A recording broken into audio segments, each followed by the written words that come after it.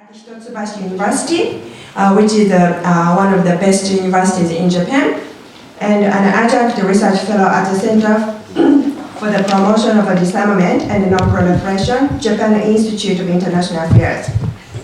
And his other professional appointments include an advisor to the Japanese delegation to the NPT Review Conference, memberships of the Advisory Committee on Nuclear Non-Proliferation and Disarmament for the Minister of Foreign Affairs. So Professor Akiyama has published extensively and presented papers at various conferences on non-proliferation, Japan's national security, and nuclear energy.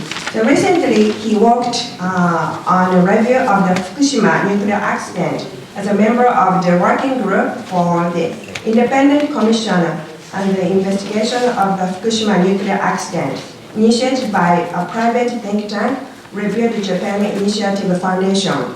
So he has been so supportive for this Critical Issues Forum program. And as I mentioned last year, for the first time, we had Japanese schools, and I really wanted to increase the number of Japanese schools to the same level as the American schools.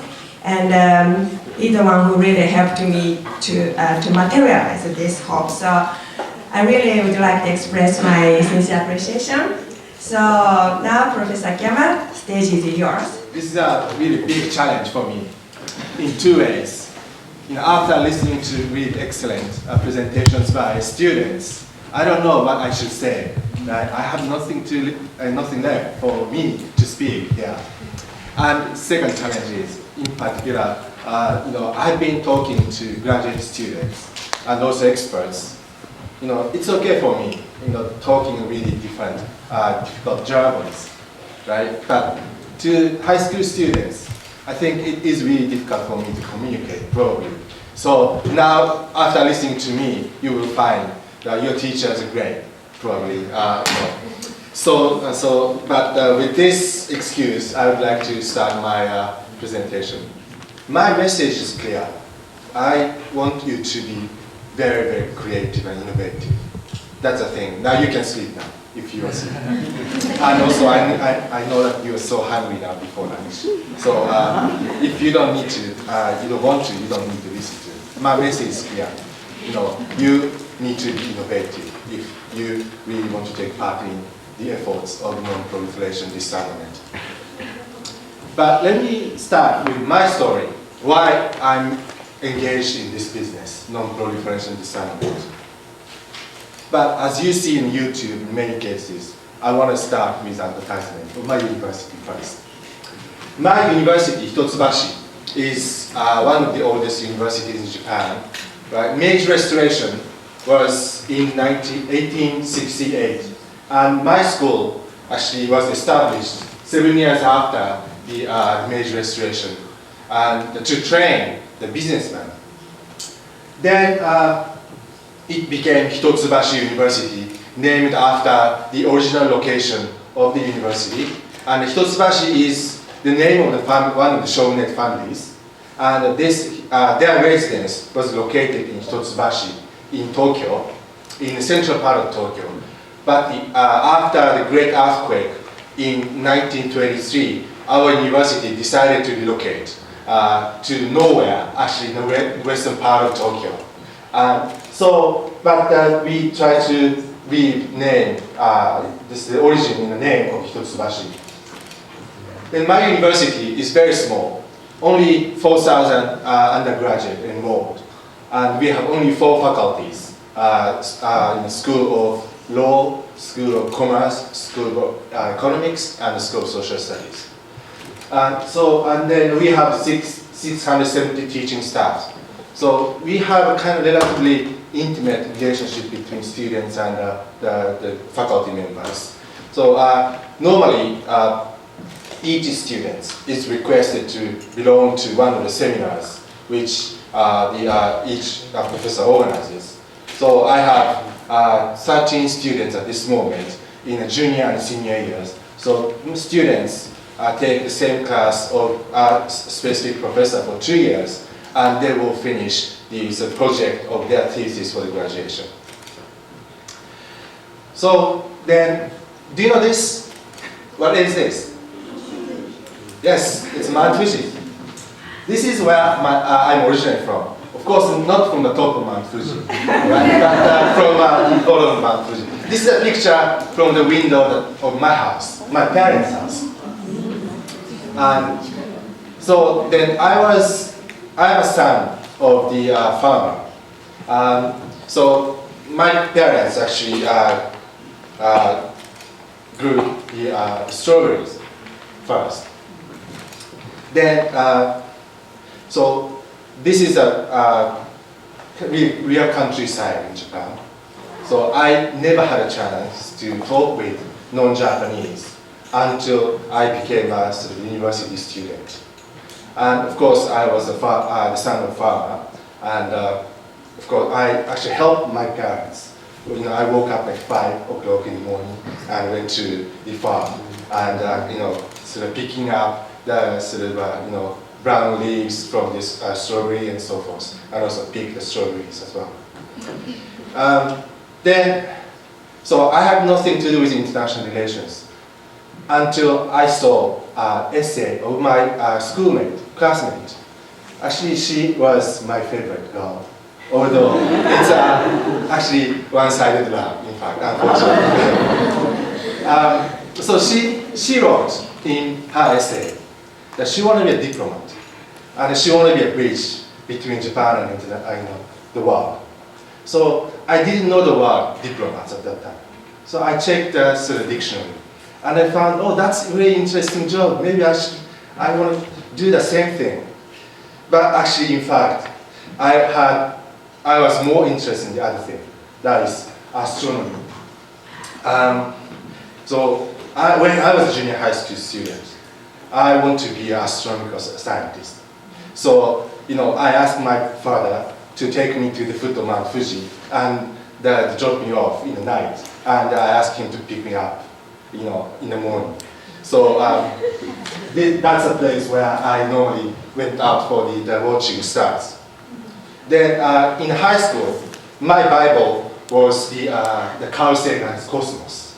Maybe the people at my age are also kind of fascinated with his book and also the TV programs. Then, in fact, later on, I went to Cornell for my graduate work. Then, first thing I did was check his class. Carl Sagan was teaching astronomy at the Cornell. So that's one reason why I decided to choose the Cornell, right? Other than my subject, which is international relations. Then I found his class is so popular, so I have to join the lottery. Now I have to be lucky enough to be selected as a student of the class. And I didn't have a fortune to be the member of his class, of course. Then, but one time I sneaked into the class and I listened to him. Of course, he is a very popular person, so he didn't offer class so often, right? So the class was full of students. And it was actually, in fact, not a class. It's kind of a play. He was a great poet. He's not a lecturer, he's a poet. So I still enjoyed. I still remember he said, stars and millions of stars or something, right? So that was a kind of very impressive lecture. And I have to confess, I don't remember many classes at Cornell, but I still remember his class. Then,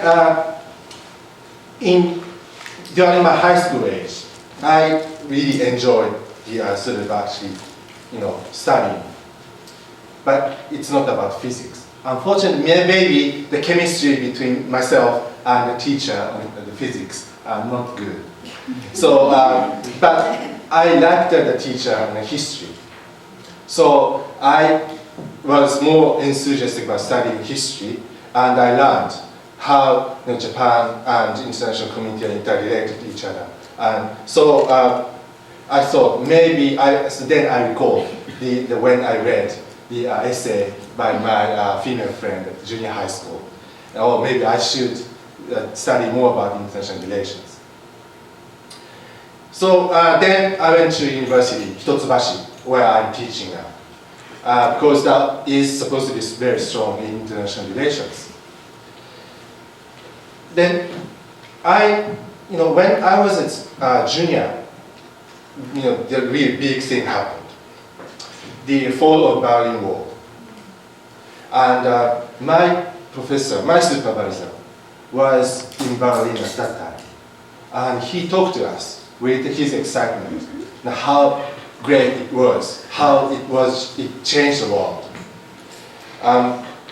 Then, 2 years later, the Soviet Union collapsed, and you got 15 or 14 new states.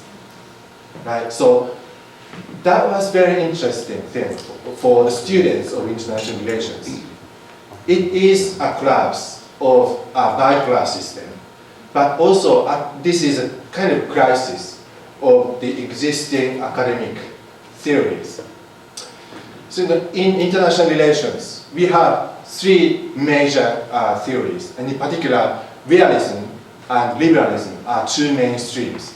So realism is saying that power decides the relationship between the states. So balance of power maintain the peace. And then liberalism, they say, if you can cooperate among states. So the cooperation is one of the important elements that shape the international politics. Then, but if the balance of power is an important element of peace, then the collapse of the Soviet Union is a kind of collapse of balance of power in bipolar system. Then the question goes, why did no war happen if balance of power is collapsed? So this is a crisis of existing theories of international relations. And that led me into further sort of a kind of curiosity into the international politics. So after graduating from Hitotsubashi, I went to Cornell. Then later on, I went to Oxford to continue my study. Then at the final year of at Oxford, luckily I got offer from one of the new institutes, and which is named Hiroshima Peace Institute. So I went to Hiroshima. I've been to Hiroshima when I was probably 12 years old, but since then I haven't come back. So by that time, I didn't know much about nuclear weapons, because my sort of a subject of study was Japanese foreign policy, in particular how Japan cooperated with the developing countries. Then in Hiroshima, of course, naturally, I learned a lot about nuclear bombing. So do you know how big was the nuclear bomb dropped in Hiroshima and Nagasaki? When I got to know this, I was so much astonished. How much of the nuclear material did they use? So in the little bomb, which was dropped in Nagasaki, they used 56 kilograms of uranium. And do you know the specific gravity of uranium? Specific gravity, right? So 1 liter of the water is 1 kilogram, right? But if you have 10 centimeters square, right? 10 centimeters, 10 centimeters, 10 centimeters. Then what is the weight of this? It's 19 kilograms. So that means if the 56 or almost 60 kilograms of uranium is almost about the sort of size of 3 liters of the water. Out of that, only 1 kilogram of the uranium made a fission. How big is 1 kilogram of uranium? Maybe like this, right? So this size of uranium killed 100,000 people in a day. That's scary, isn't it? Right? So then, normally, if you see these pictures for the sort of kind of devastation by atomic bomb, but in Hiroshima, I think if you live there, of course, and we have students here, and if you have a regular contact with the able survivors, reality is far exceed that, in fact. So now I'll show you kind of PG-15 pictures. That's really scary. So these are drawings, right, painted by the airborne survivors. And of course, when you hear the stories, it is a kind of heartbreaking, really too heartbreaking. But I want you to kind of, I want to ask you something. Two things. Imagine that, how these survivors felt when they were drawing these pictures, right? You have to think of the reason why they are to draw these pictures by recalling their traumatic experiences. See this, I don't know if, many of them can really recall that kind of tragic moment. But they still try to draw these pictures, probably for us, for you. So I think, I come to think, what is the responsibility of younger generations? And what is my mission of life? Right? But my training on international relations is based upon this conventional wisdom of realism and liberalism. And I'm a kind of security expert, so I still have some sort of a feeling that realism prevails in existing international relations. But apart from that, I thought that my kind of mission in life is to break that kind of status quo. So that's why I come to sort of do my own research on nuclear disarmament and non-proliferation. And although I admit that the nuclear deterrence at this moment has still some utility, but hopefully in the future I would like to see that that kind of the logic would have no longer viability. So then the question is, why is nuclear abolition so difficult? It's maybe closely related to the fact that how the nuclear weapons shape the world so far. In realist view, countries, states pursue the kind of superiority over the others in order to maintain or in order to achieve the peace of themselves. Or if you want to achieve the peace between them, the balance of power, or I would say balance of terror, is possibly effective way to do it. And so that's one of the very strong basis for the bipolar system. And Ken Waltz said the bipolar system is most stable system to maintain the stability and peace. But this, as I said, realists fail to explain why then such a stable system collapsed, and why after the system collapsed, why war didn't happen. It's a big challenge.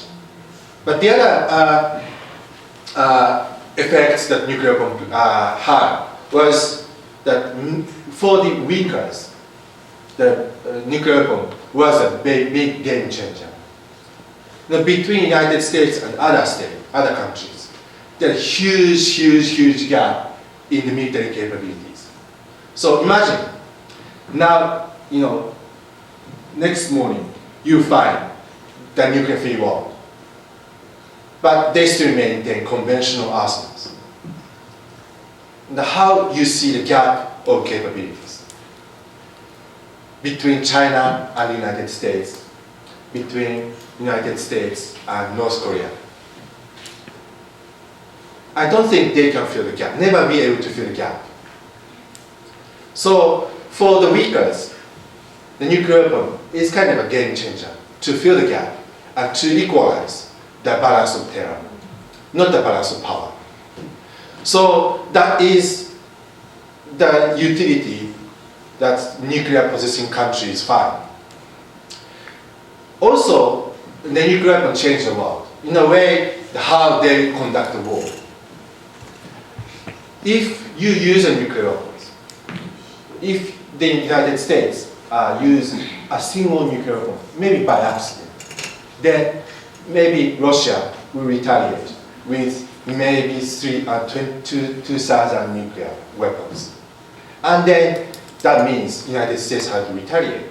So single mistake may destroy the world.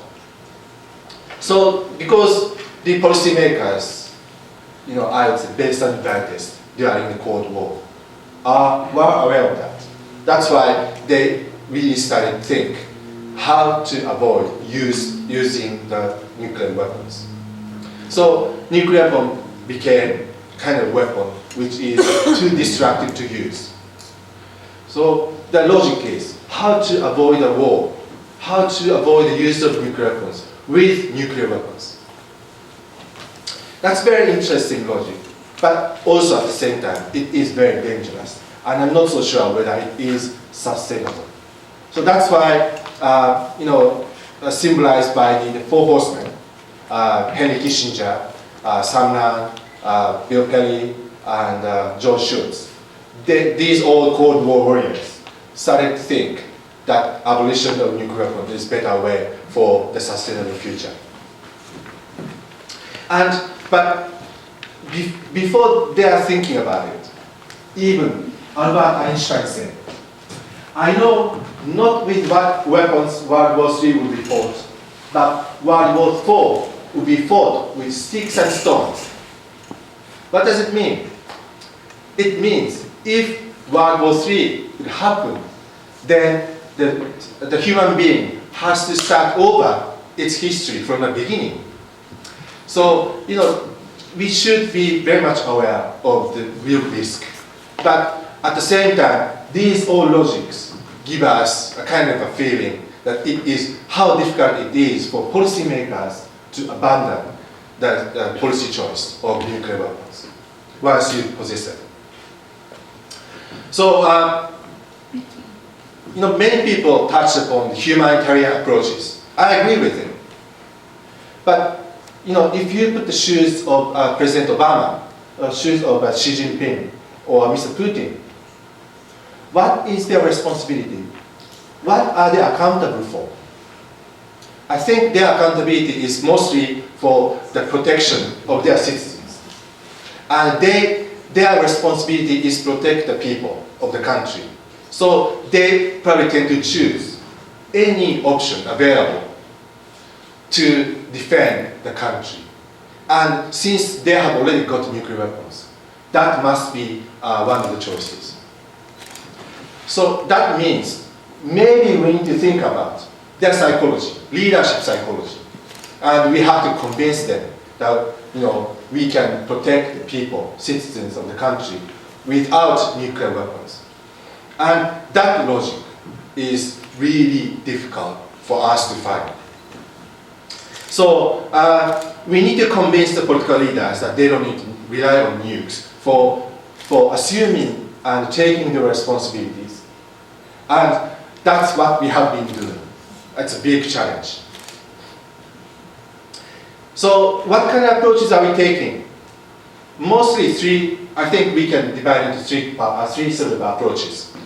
One is ethics and morality, right? I think this approach is growing fast now. As we have discussed in the last 2 days, we had conventions or conferences on the humanitarian dimension of the use of nuclear weapons. And if more people would realize that it is inhumane to use nuclear weapons, then there will be a strong pressure for the political leaders for their decision to use nuclear weapons. And I think growingly the nuclear weapon becomes more difficult to use. It is indeed difficult, right? So think about it. If you press this button, if you decode this, the order for the launch of nuclear weapons, that could be the end of the world. You may terminate the history of the human being, not only human being, but the history of the earth, if you press this button. Then So, as I said, the state leaders are primarily responsible for the protection or defense of the people. But at the same time, they may have to realize that they are also responsible for the future of the world, or the earth, I would say. So if that kind of norm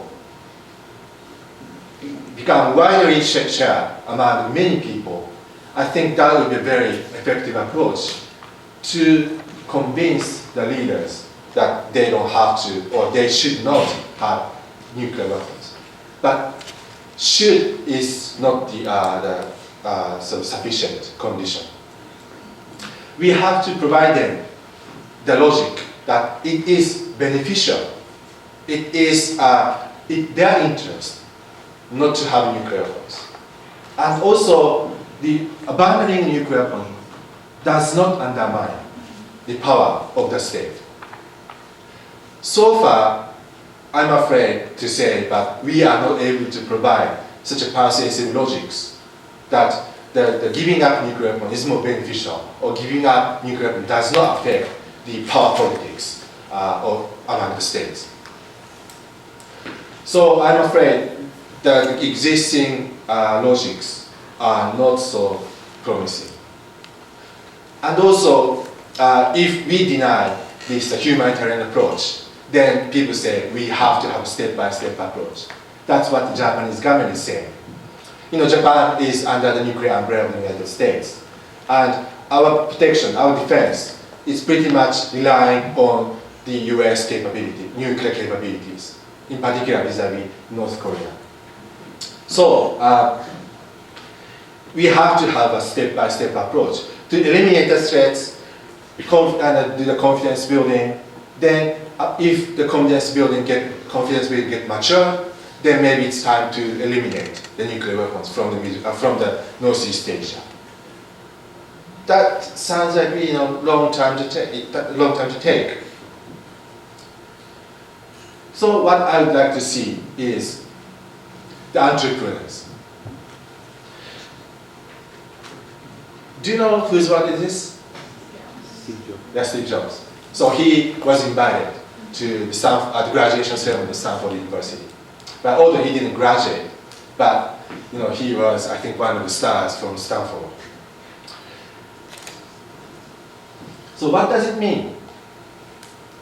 Of course, he doesn't mean to be greedy, to be stupid, right? But I like this word, in particular for academicians as well.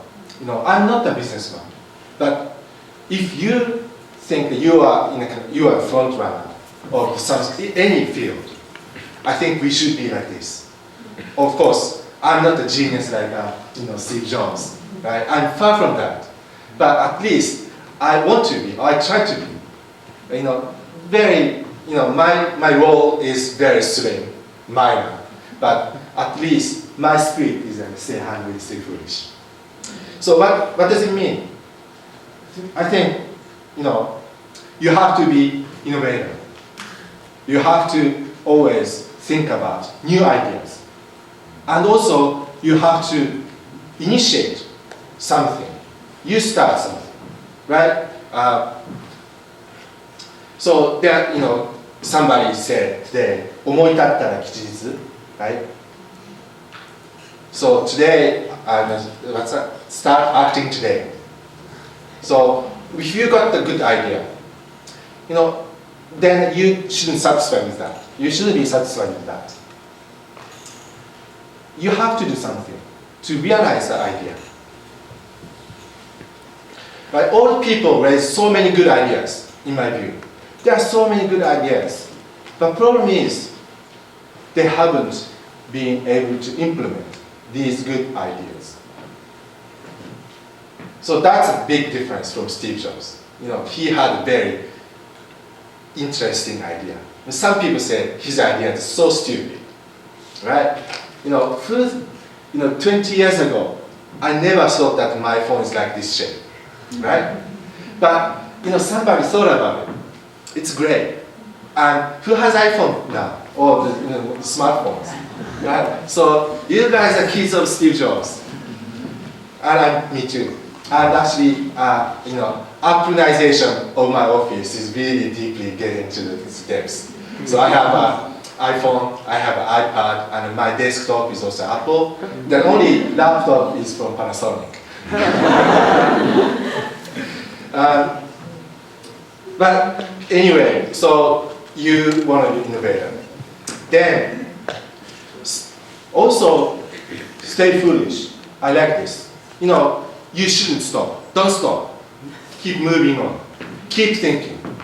Right? The Steve Jobs failed many times. Right? He dropped out of the university. And so he was kicked out from his own company. Right? But still, he came back. And he was successful. And his company was successful. Now, Apple lost him. And it seems that Apple may be in some sort of trouble. So there's somebody need to keep on thinking. And in nuclear non-proliferation disarmament, everybody, I would say, are doing every effort to reduce the strength of nuclear weapons, but it's not enough. Everybody has to keep on thinking. And also, foolish means, don't be trapped by common sense, right? Senior people, like including myself, will get more conservative, right? But if you become conservative, you cannot be an innovator. So, with my reflection, I think that we shouldn't be trapped by common sense. Common sense is status quo, and sometimes status quo brings stability. It's sometimes good, but are you satisfied with the stability with a possible risk of total devastation by mistake? Maybe not. So in that case, if you want to change that situation, the common sense must be broken. In a good way, also, of course, in a bad way. Right? We don't want to see the more nukes. Right? We have to have a certain direction, but common sense must be broken. Then, so President Obama said, this goal of a world without nuclear weapons will not be reached quickly, perhaps not in my lifetime. He's trying to break a common sense, but still trapped in a common sense, not in my lifetime. If you don't imagine, then if you can achieve, I think. So I would insist, of course, in my lifetime, if President Obama said, maybe not in my lifetime, unfortunately, but probably in your lifetime. I think that nuclear, total elimination of nuclear weapon is not impossible, right? But I think we need an innovator. We need somebody to be very innovative. And I hope you'll be Steve Jobs in nuclear disarmament. Thank you very much.